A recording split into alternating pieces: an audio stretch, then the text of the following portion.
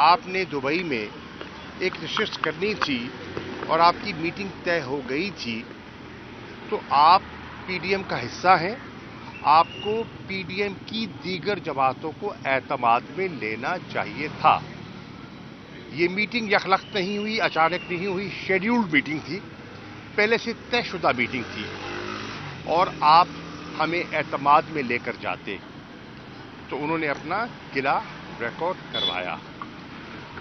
آپ کے علم میں ہے کہ مسلم لیگ نون اور پاکستان پیپلز پارٹی کی ایک سیاسی تاریخ ہے، اور وہ سیاسی تاریخ جو ہے وہ شکوک و شبہات پر مبنی ہے.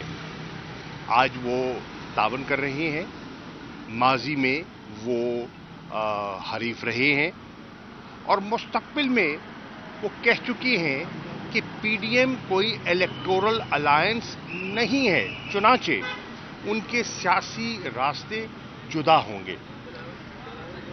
تو پی ایم ایل نون کے اور پیپلز پارٹی کے سیاسی راستے جدا، پی ڈی ایم کے اندر اعتماد کی فضا جو ہے وہ ابرآلود، اس میں فقدان. تو یہ ایک نئی دلچسپ سیاسی صورتحال جنم لے رہی ہے، اور انتخابات کی بھی آمد ہے، تو دیکھتے ہیں کہ اونٹ کس کروٹ بیٹھتا ہے. شکریہ. شاہ صاحب، آئی ایم ایف کی ٹیم عمران خان سے ملنے گئی زمان پارک، کیا کوئی گارنٹی لی گئی ہے خان صاحب سے؟ دیکھیے، آئی ایم ایف کی ٹیم سے ملاقات ہوئی، بہت اچھی ملاقات ہوئی.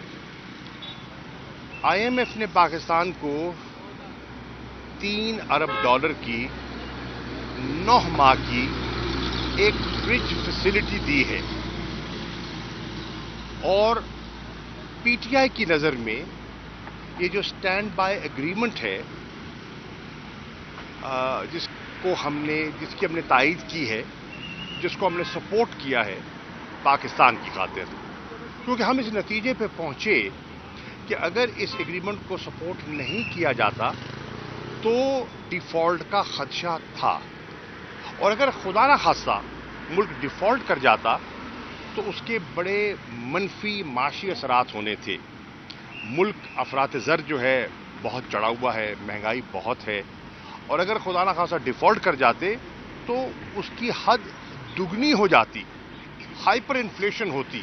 ابھی بھی انفلیشن کم نہیں ہے، اور جو بزنس کلائمیٹ ہے، وہ کانفیڈنس تو پہلے ہی شیٹرڈ ہے، وہ فردر ویشیٹ ہو جاتا. تو ملک کے مفاد کو سامنے رکھتے ہوئے تحریک انصاف نے فیصلہ کیا کہ ہم اپنی ذات اور جماعت سے بالا تر ہو کے پاکستان اور ریاست پاکستان کے مفادات کو دیکھیں گے. گو ہمارے جو حریف جماعتیں ہیں ان کا رویہ ہم سے اس کے برعکس تھا. آپ کو یاد ہوگا جب فیٹف کی گفتگو ہو رہی تھی اور پاکستان کی کوشش تھی، میں اس وقت وزیر خارجہ تھا، کہ ہندوستان ہمیں بلیک لسٹ پہ دھکیلنا چاہتا ہے اور ہماری کوشش ہے کہ ہم گرے لسٹ سے باہر آئیں، تو ہم نے قانون سازی اور ہم نے ایک ایسا ماحول بنایا کہ پاکستان اس سے باہر نکلے.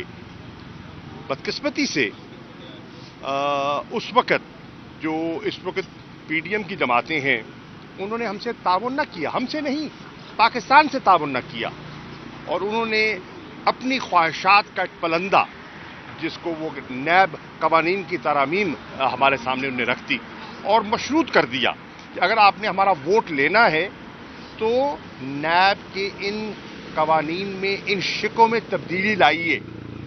پھر آپ نے دیکھا کہ انہوں نے اسمبلی میں ووٹ بھی نہیں کیا، اور نیب کے قانون سازی میں انہوں نے حصہ نہیں لیا، انہوں نے بائیکاٹ کیا.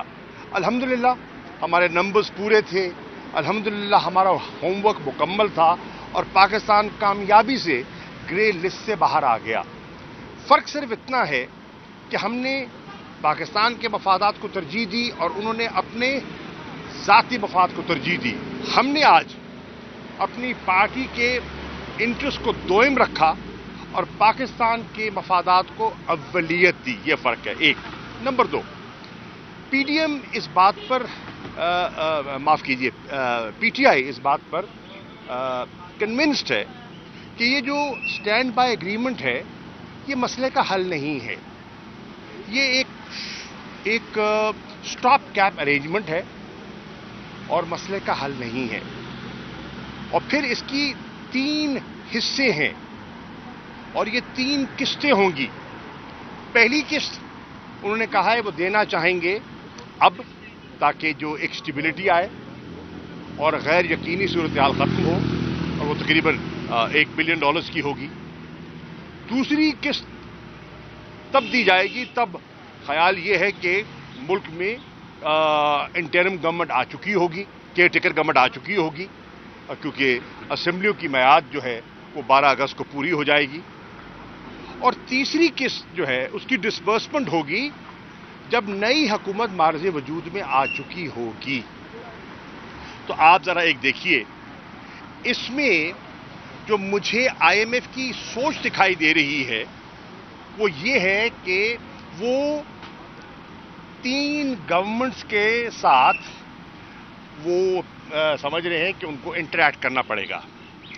اور PTI ایک سیریس سٹیک ہولڈر ہے پاکستان کی سیاست میں, اور وہ سمجھتے ہیں کہ تمام جماعتوں کو اس پروگرام کی اونرشپ لینی چاہیے, کیونکہ جس قسم کے اکنامک ریسٹرکچرنگ چاہیے وہ نیشنل کنسنسس کے بغیر ممکن نہیں ہے. تو اچھی نشست ہوئی, ہم نے اپنا نقطہ نظر پیش کیا. 2018 میں جس قسم کی معیشت ہمیں ملی اور اس کے بعد جو ہم نے یک بعد دیگر جو ہم نے اصلاحات کی, کورونا کی انوائرمنٹ کے باوجود ہم نے جو اصلاحات کی, جو پیش رفت کی, وہ ان کے سامنے ہے. جو 6% گروتھ انہوں نے دیکھی انہوں نے اس کو نوٹ کیا, اور آج وہ خود اعتراف کر رہے ہیں کہ 0.3% گروتھ ہوگی. یعنی کہ معیشت میں بگاڑ پیدا ہوا ہے اور معیشت سٹیبل دکھائی نہیں دے رہی. چنانچہ PTI نے قومی ذمہ داری کو نبھاتے ہوئے اس وفد سے ایک اچھی انگیجمنٹ کی, اور آن دا ہول میں سمجھتا ہوں کہ ہمارا جو انٹریکشن رہا ہے IMF کے ساتھ بڑا پازیٹو تھا. شاہ صاحب یہ بتا دیں کہ مودی سرکار نے ہمیشہ, چاہے کشمیر کا مسئلہ ہے, چاہے وہ شوبز انڈسٹری ہے, جب اس کے بعد یہ کھیل بھی آ گیا, اس میں اپنی ایک جو گندی سیاست ہے اس کو انوالو رکھنے کی کوشش کی ہے. اکتوبر میں ورلڈ کپ ہے, انڈیا میں ہونے جا رہا ہے, اور پاکستان کا ٹیم کا وہاں پر جانا ایک مسئلہ جو ہے وہ کریٹ ہوا ہے, جس میں اب وزیر خارجہ بلاول بھٹو جو ہے وہ ایک کمیٹی بنائی گئی ہے جس کو لیڈ کریں گے. تو آپ سابق وزیر خارجہ بھی رہے ہیں, تو کیا مشورہ ایک تو دیں گے؟ دوسرا یہ جو سیاست مودی ایک گندی سیاست کھیل رہا ہے, اس پہ آپ کیا کہنا چاہیں گے جو کھیل میں بھی آپ انوالو کر رہے ہیں؟ بڑا مناسب سوال ہے آپ کا.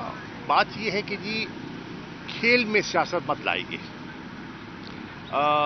ورلڈ کپ ایک بہت امپورٹنٹ ٹورنامنٹ ہے اور دنیا کی نظریں لگی ہوئی ہیں, اور بر صغیر میں کروڑوں شائقین ہیں جو کرکٹ میں دلچسپی رکھتے ہیں. پاکستان کی سوچ ہمیشہ تعمیری رہی ہے. ہندوستان دیگر معاملات میں اگر یہاں آ سکتا ہے, اسپورٹس میں آ سکتا ہے, تو کرکٹ میں ہچکچاہٹ کیوں؟ یہ سوچنے کی بات ہے.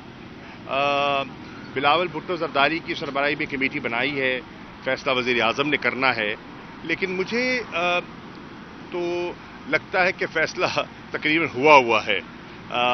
ایک جسے کہتے ہیں نا, ایک اشک شوئی ضرور کی جائے گی, لیکن فیصلہ مجھے واضح دکھائی دے رہا ہے.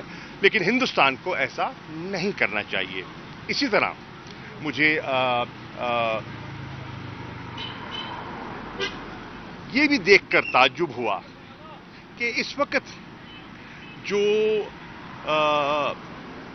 ٹویٹر نے گلگت بلتستان کو ہندوستان کا پہ شمار کر دیا, اس پہ مجھے حیرانی ہوئی ہے. اگر کوئی ایکسیس کرنا چاہے تو وہ مقبوضہ کشمیر اس کا بیس بنتا ہے. میں اس پر چاہوں گا کہ اس کا نوٹس لے, فارن آفس نوٹس لے, وزیر خارجہ اس کا نوٹس لے اور بتائے کہ پاکستان نے اور دفتر خارجہ نے اس پر کیا پوزیشن دی ہے. یہ بھی دیکھ کر تعجب ہوا کہ اس وقت جو ٹویٹر نے گلگت بلتستان کو ہندوستان کا پہ شمار کر دیا, اس پہ مجھے حیرانی ہوئی ہے. اگر کوئی ایکسیس کرنا چاہے تو وہ مقبوضہ کشمیر اس کا بیس بنتا ہے. میں اس پر چاہوں گا کہ اس کا نوٹس لے، فارن آفس نوٹس لے، وزیر خارجہ اس کا نوٹس لے اور بتائے کہ پاکستان نے اور دفتر خارجہ نے اس پر کیا پوزیشن دی ہے.